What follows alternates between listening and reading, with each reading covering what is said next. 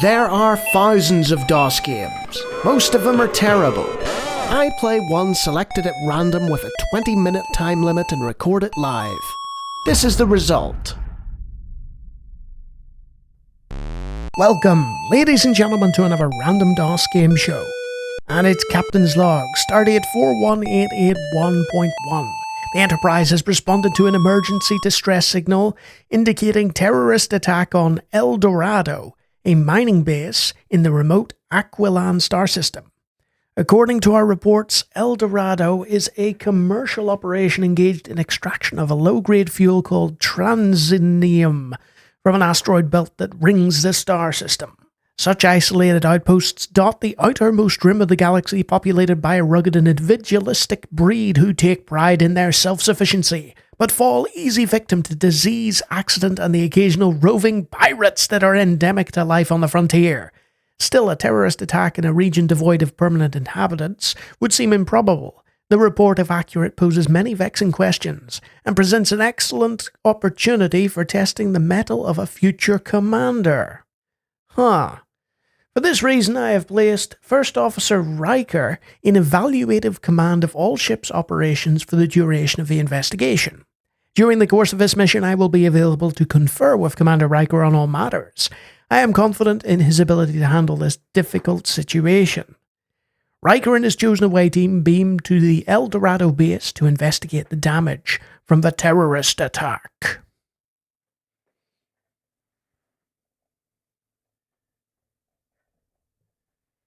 I don't appear to be getting any sound whatsoever. I believe that woman is Pamela Janssen, the administrator of this mining base. Her colleague is dead, Will, but we should something. Well, that's awkward. We should what? What should we do? I demand that you send me back to my base. My people need me. You are simply creating more problems. I assure you, I'm quite all right. She becomes commandeering. Is this just a preview thing? Your move, number one. Right. Oh, Riker's thinking. And it's important to note that this is, Oh, there we go. We got sound. Best rendition of the Next Generation theme ever. Go, Enterprise, go! Woo! Star Trek The Next Generation. Do. It's not doing that bit. Oh well. The Transinium Challenge. Inglorious EGA. Bzzz. By Paramount. Bit of context here.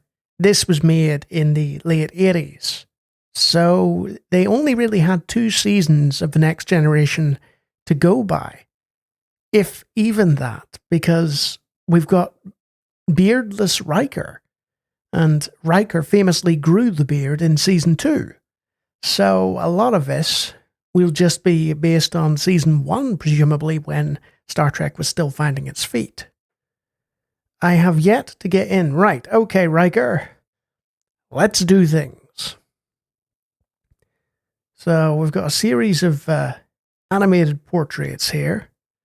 And there's the view screen. And data for some reason.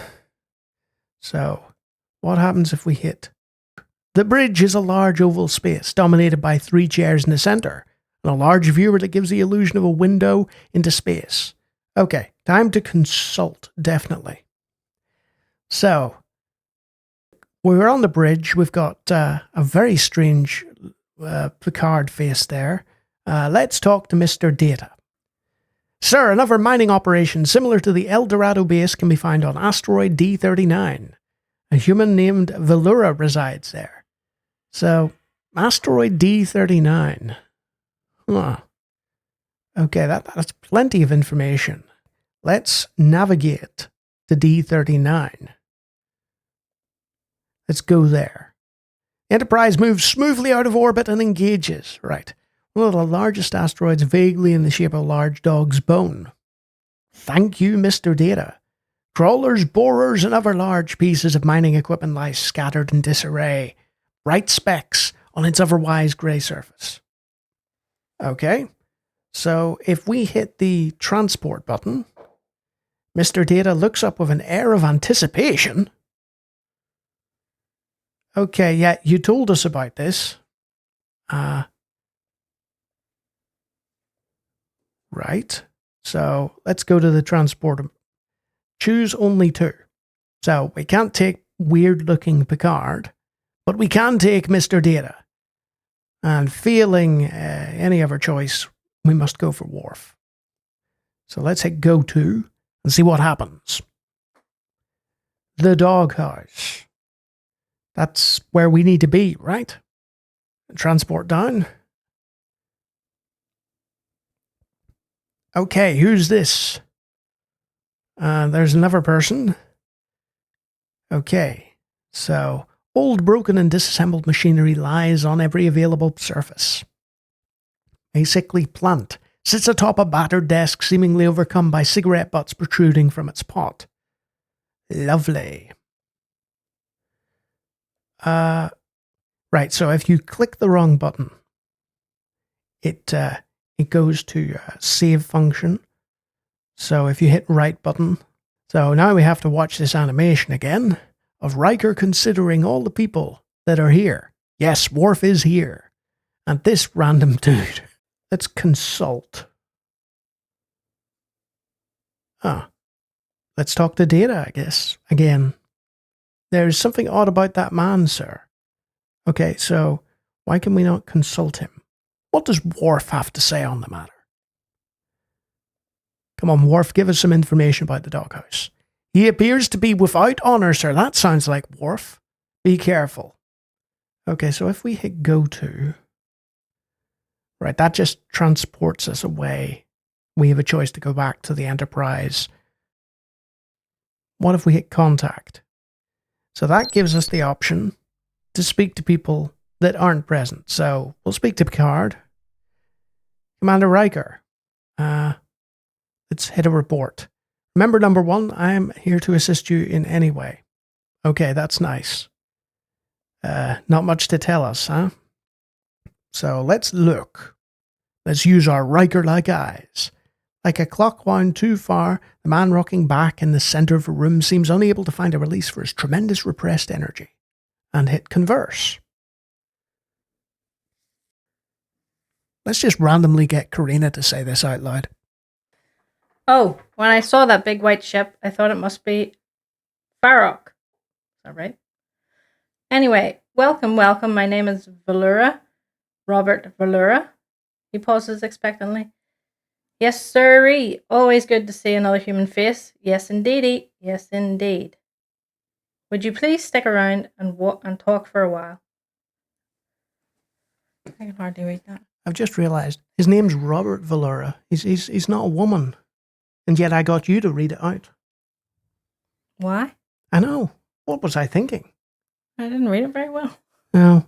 Trying to make a dick out of me on the internet? I don't see any problem with agreeing to speak to somebody who's voiced so well. So we'll hit agree. Say, that's a pretty nice ship you've got, my friend. Farouk, not Farok, has one just like it. Of course, I haven't seen Farouk, not Farok, for quite some time. The way he tooled about that thing, around in that thing, I wouldn't be surprised if he smeared himself all over the asteroid. An asteroid. That's how it goes around here. Sometimes you see them again, sometimes you don't. He killed this guy, didn't he? So, let's hit consider. He certainly has a strange glint in his eye. So if we hit consider object, let's hit the asteroid, is it? I wonder where that Ferengi trader ship is now. Oh, so it's actually the Ferengi ship. Huh. So we could consult with our staff. So let's ask what Data thinks. Really could have used Troy, couldn't we? I know, nobody's ever said that before. Troy would probably go, I sense something, Commander.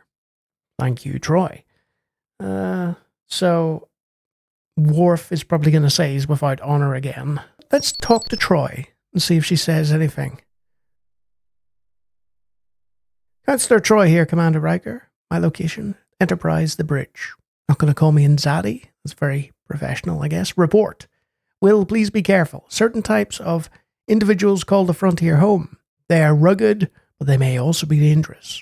I'm Commander Riker. I'm also rugged and dangerous. Okay. Have we anything else to look at? Probably not.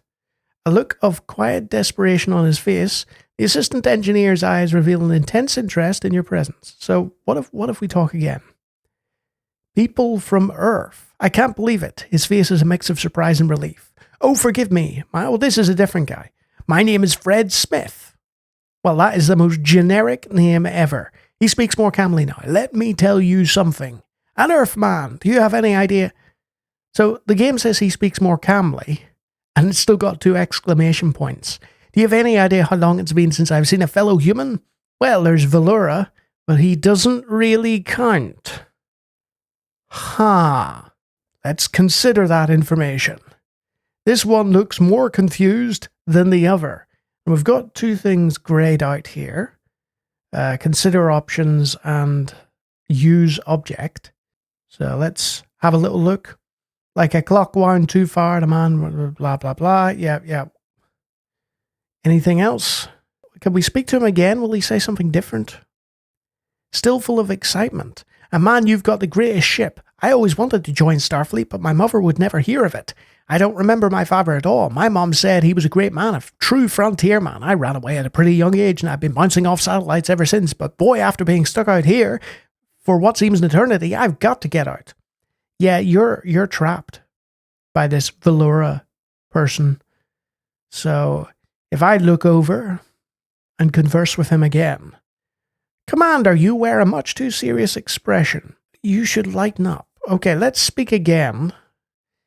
If you have a time, you should check out the fishing on Aquila 2. There's this sort of trout, except it has legs and a horn. Okay, except that the horn is poisonous. That doesn't sound like something to check out. Anyway, you can't eat them. Okay. That's a very, very strange topic of conversation. So, what if we move? So, that gives us a bunch of directions. Doesn't appear to do anything currently. And you can see that the Commander Riker model here has a beard, but the Riker that's digitally done is using Season 1 as a reference model. This is unacceptable. Let's go back to the Enterprise and ignore this asteroid. It's a very silly asteroid after all. And let's go to a different asteroid, I guess. Asteroid F-72. Almost sculpted in appearance, great photos give this asteroid a look of a giant's closed fist. Both the asteroid and a structure named after the mythic Aris hero Finn McCool.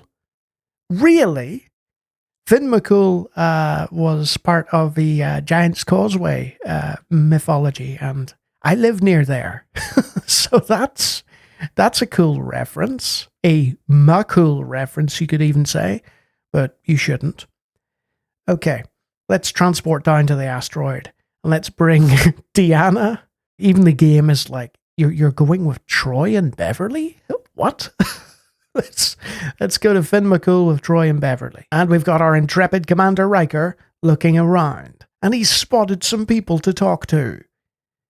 Mismatched tables and chairs are scattered haphazardly around the cavernous space, some occupied by miners of various shapes and colours, a few lying upturned or broken in a layer of black dust that seems to prefer these areas away from the action. Okay, let's look around. The stocky, square-jawed Irishman examines you with canny eyes of one who knows how to hold his own in a fight but rarely needs to. Let's converse with you. With a shuffle of his feet, the stocky man behind the bar expounds. Welcome to Finn McCool's. It's not often that we see military types around here. Sorry, I can't do an Irish accent. Would you and your friends like a drink? Yeah, sure, let's drink. So, have you come to play sheriff in our Wild West? Well, I'll warn you, you've got your work cut out for you.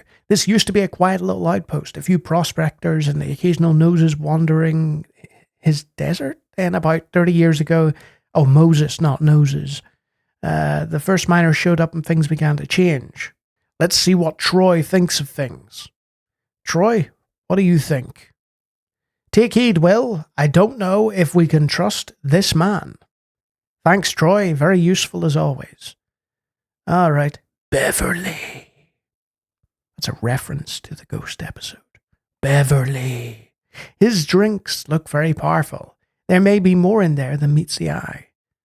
Sounds like we should drink some more. Beverly, I think we should drink some more. You're not, Nana. Why are you telling me to drink? Inside the Cavendish bar, the air grows more tense. Yes, sir, things certainly have changed. The Mully aren't so bad. They usually sit quietly and drink and then fall asleep under the table. If it gets crowded, we just stack them in the corner. But the Klingons, they get belligerent, really, and start bossing everyone around. And when the two arrive at the same time, there's trouble. You knew that they hate each other. Yeah, I totally did. Let's consider. Maybe I should give this guy just a little longer. If he hasn't let anything slip by then we'll leave. Okay. So that's like a little hint screen. One more drink. Denningstone becomes more candid. There we go. For almost 300 years, the Mully's planet was the worst of the Klingons' labor colonies. They say the Mully were once reasonably advanced people. Blah, blah, blah, blah, blah. Klingons destroyed everything. My goodness, little more than cattle. Yep. Well, that doesn't really tell us much. So I'll leave it there for now. Not because it's a bad game. I mean, the writing seems competent, and there's an interesting mouse-based interface. It looks like a sort of adventure game, and there's a limited number of Trek adventure games out there. But ultimately, when you compare it to latter-day Trek adventures like 25th Anniversary, Judgment Rights, and especially Final Unity, this feels very archaic and long in the tooth. And I feel like the lack of sound really hurt it. There was some PC speaker at the beginning, and a few whoosh noises, and that was that. Somebody had the idea for a Star Trek episode, and then they decided, I'm going to make this into a computer game. And it didn't quite pan out, unfortunately. But for people who like Star Trek games and have never heard of this, then there's always the option to go back and get in the boots of Will Riker and see if you can figure out what on earth is going on with all these asteroid colonies. Just keep in mind it's based on the early seasons of Next Generation before they really found their feet. I wouldn't recommend it to anyone who isn't a Trek fan, ultimately. Unlike the other Trek adventure games, which are good for everybody. And if you like me talking too long about DOS games, I do it every so often. And check out the other guys on this channel. They're doing a really good job of bearing the torch while I recover from various bumps and scrapes. Wonderful folk. So yes, I couldn't figure anything out, but that's not that surprising. I'll edit this down to something a bit more manageable. Until next time.